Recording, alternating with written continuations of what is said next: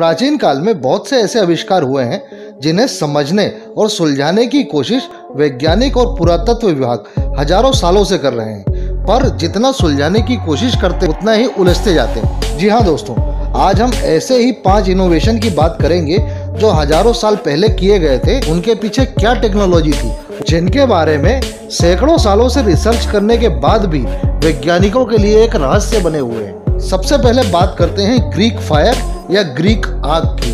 Greek fire एक आग लगाने वाला हथियार था जिसका इस्तेमाल बिजान्टिन साम्राज्य द्वारा शुरू किया गया था। इसका इस्तेमाल दुश्मनों के जहाजों पर आग बरसाने के लिए किया जाता था। कुछ इतिहासकारों का मानना है कि इस यंत्र को चलाने के लिए जिस ईंधन या फ्यूल का इस्तेमाल किया जाता था वो पानी था, जबकि कुछ का मानना है कि ये हथियार नेफ्ता और बुझाए हुए चूना पत्थर से चलता था। ईसा मसीह के जन्म के 672 साल बाद रोमन साम्राज्य ने इस अनोखे हथियार का आविष्कार किया था जिससे आग निकलती थी। यह हथियार बड़ी नाव या शिप में लगाकर अपने दुश्मन पर हमला किया जाता था।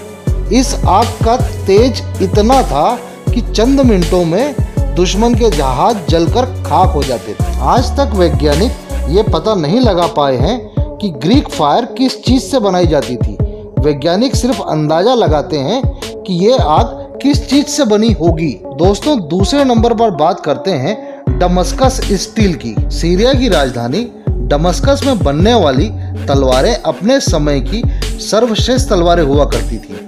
दमस्कस की तलवारें इतनी शानदार होती थी कि जो हवा में उड़ते हुए रुमाल को भी काट कर 2 टुकड़े कर देती थी। ये तलवारें बिना नुकसान के 90 डिग्री तक मुड़ सकती थी। सीरिया में यूरोपियन ईसाइयों और मुसलमानों के बीच हुए लड़ाई, जिसे क्रूसेड भी कहते हैं, उससे लौटने के बाद यूरोपियन ईसाइयों ने इस बात का जिक्र किया था कि दमस्कस की तलवारें कितनी लाजवाब हैं। परंतु हैरानी की बात है कि 21वीं सदी दमस्कस स्टील को कैसे बनाया जाता था, इस बात का कोई खुलासा नहीं हो पाया है। तीसरे नंबर पर बात करते हैं दिल्ली में खड़े लौह स्तंभ की। दिल्ली के कुतुब मीनार परिसर में एक लौह स्तंभ खड़ा है।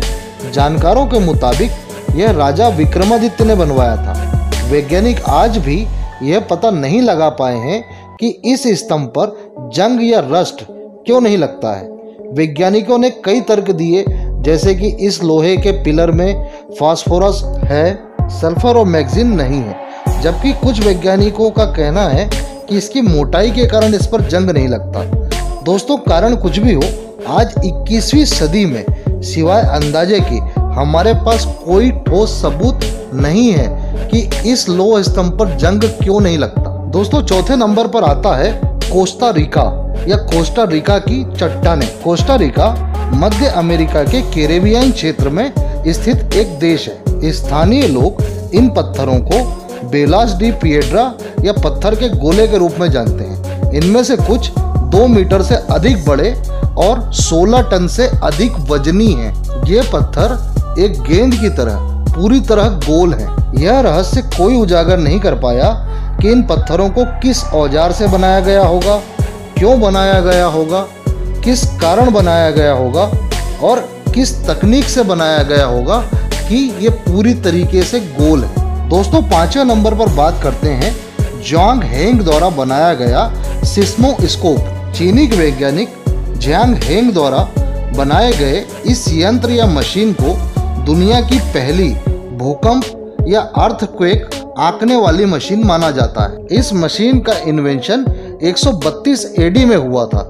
जब भी भूकंप आता था तो इस यंत्र में बने ड्रैगन के मुंह से एक पीतल की छोटी सी गेंद नीचे बने मेंढक के मुंह में चली जाती थी। वैज्ञानिक आज तक यह नहीं जान पाए हैं कि इस तकनीक के पीछे क्या टेक्नोलॉजी थी। दोस्तों, आप क्या सोचते हैं हजारों साल पुरानी इस टेक्नोलॉजी के बारे में? हमें कमेंट बॉक्स में ज़रूर लिखें। अगर जानकारी सही और इन्फॉर्मेटिव लगे तो चैनल को सब्सक्राइब करके बेल आइकन ज़रूर दबा दें ताकि अगला वीडियो आपको सबसे पहले मिले। धन्यवाद, मिलते हैं अगले वीडियो में।